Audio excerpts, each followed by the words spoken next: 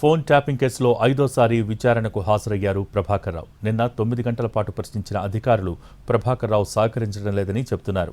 ఇదే విషయాన్ని సుప్రీంకోర్టు దృష్టికి తీసుకువెళ్లాలని భావిస్తున్నారు. ప్రభాకర్ రావుకు గల వెసులుబాటును వెంటనే రద్దు చేసి కస్టోడియల్ విచారణకు అనుమతించాలని కోరే అవకాశం ఉంది.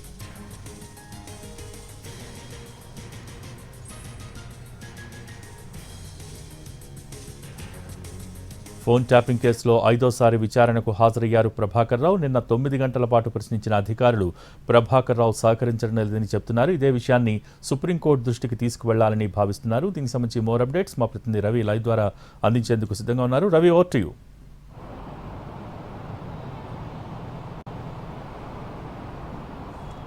మోగి ఫోన్ ట్యాపింగ్ కేసులో ఐదోసారి సిట్ అధికారులు ఎదుట హాజరయ్యారు ప్రభాకర్ రావు. కొద్దిసేపటి క్రితం తను సిట్ కార్యాలయానికి కూడా చేరుకున్నారు. అయితే ఇదే ఫోన్ ట్యాపింగ్ కేసులో ఈరోజు సిట్ మరికొంతమంది సాక్షుల నుంచి కూడా విచారించనుంది. వాళ్ళ నుంచి స్టేట్మెంట్ను కూడా రికార్డ్ చేయనుంది. ఈరోజు గోనె ప్రకాష్ కూడా ఇక్కడికి చేరుకున్నారు. తను మాజీ ఆర్టీసీ చైర్మన్గా కూడా చేశాడు. తన ఫోన్ కూడా ట్యాప్ అయినట్లు తను పలుసార్లు ఆరోపించాడు. అదే విషయమై నిన్న సిట్ కార్యాలయం నుంచి తనకు ఒక మెసేజ్ వచ్చింది. తను ఈరోజు విచారణకు రావాలి, తన నుంచి స్టేట్మెంట్ రికార్డ్ చేస్తామని. సో కొద్దిసేపటి క్రితమే గోనె ప్రకాష్ కూడా ఇక్కడికి వచ్చారు. ఆ తర్వాత కరీంనగర్ పార్లమెంట్ ఇన్ఛార్జ్గా ఉన్నటువంటి వ్యక్తి, కేంద్ర మంత్రి బండి సంజయ్కి ముఖ్య అనుచరుడుగా ఉన్న ప్రవీణ్ రావు నుంచి కూడా ఈరోజు స్టేట్మెంట్ రికార్డ్ చేయబోతోంది సిట్.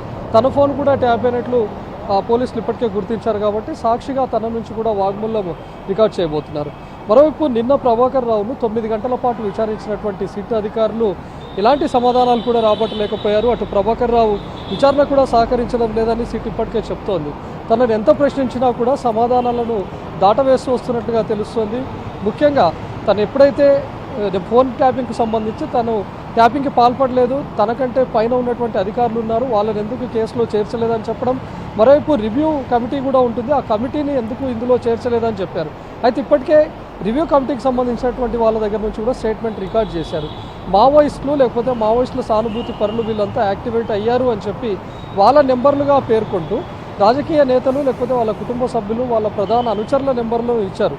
దీనిపైన అడిగినప్పుడు తను మాత్రం సమాధానాలను దాటివేశారు. ఎందుకు ఈ నెంబర్లను ఇవ్వాల్సి వచ్చింది అన్నప్పుడు, ఒకవేళ వాళ్ళు నిజంగానే మావోయిస్టు సానుభూతి పరులు కనుక అయ్యి ఉంటే మరి వాళ్ళపైన ఎందుకు కేసులు నమోదు చేయలేదు, లేకపోతే వాళ్ళు నిజంగానే సంఘ విద్రోహక చర్యలకు పాల్పడినట్లుగా అయితే వాటికి సంబంధించి మీరు ఏమైనా ఆధారాలు సేకరించారా, ఒకవేళ ఉంటే చూపించండి అని చెప్పి నిన్న సిట్ అధికారులు ప్రభాకర్ రావును అడిగినట్లుగా తెలుస్తుంది. కానీ వీటికి మాత్రం పూర్తిగా సమాధానాలు దాటవేస్తూ వచ్చాడు. కాబట్టి సిట్ కూడా మరొక స్టెప్ వేయబోతోంది, సుప్రీంకోర్టును ఆశ్రయించబోతున్నట్లుగా తెలుస్తోంది. ప్రభాకర్ రావు విచారణకు సహకరించడం లేదు కాబట్టి తన పైన ఉన్నటువంటి అరెస్ట్ చేయొద్దు అనేటటువంటి వెసులుబాటు ఏదైతే ఉందో దాన్ని రద్దు చేయాలి అని చెప్పి కూడా సుప్రీంకోర్టును కోరే అవకాశం కనిపిస్తుంది. ఎందుకంటే తనను కస్టోడియల్ విచారణకు ఇస్తే తాము సమాధానాలు రాబట్టగలుగుతామని చెప్పి, సో ఏదైతే ఉపశమనం ఉందో సుప్రీంకోర్టు నుంచి అరెస్ట్ చేయొద్దు అనేది ఉందో దాన్ని రద్దు చేయాలనే దానిపైన కూడా సుప్రీంకోర్టును సిట్ ఆశ్రయించే అవకాశం కూడా కనిపిస్తుంది.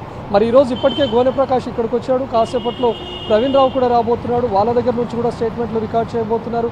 మరోవైపు బీజేపీ కీలక నేతలుగా ఉన్నటువంటి ఎంపీలు ఈటెల రాజేందర్, అదేవిధంగా ధర్మపురి అరవింద్, మరోవైపు రఘునందన్, వీళ్ళ ముగ్గురికి కూడా సిట్ అధికారులు రావాలని చెప్పారు. వాళ్ళ దగ్గర నుంచి కూడా స్టేట్మెంట్ రికార్డ్ చేస్తామన్నారు. కానీ వాళ్ళు మరికొంత సమయం కోరారు. సో వాళ్ళ నుంచి కూడా స్టేట్మెంట్స్ రికార్డ్ చేసుకున్న తర్వాత ఒకవేళ సుప్రీంకోర్టు వెళ్ళాలని చెప్పి భావిస్తున్నట్లుగా తెలుస్తుంది. మరి నిన్న 9 గంటల పాటు విచారించినా కూడా పూర్తిగా సహకరించలేనట్లుగా తెలుస్తుంది. మరి ఈరోజు ఇప్పటికే సాక్షులు ఇచ్చినటువంటి స్టేట్మెంట్ ఏదైతే ఉందో దాని ఆధారంగా, మరోవైపు ప్రణీత్ రావు ఇచ్చినటువంటి స్టేట్మెంట్ ఆధారంగా ఈరోజు ప్రభాకర్ రావు విచారణ కొనసాగే అవకాశం ఉంది. Thank you Ravi.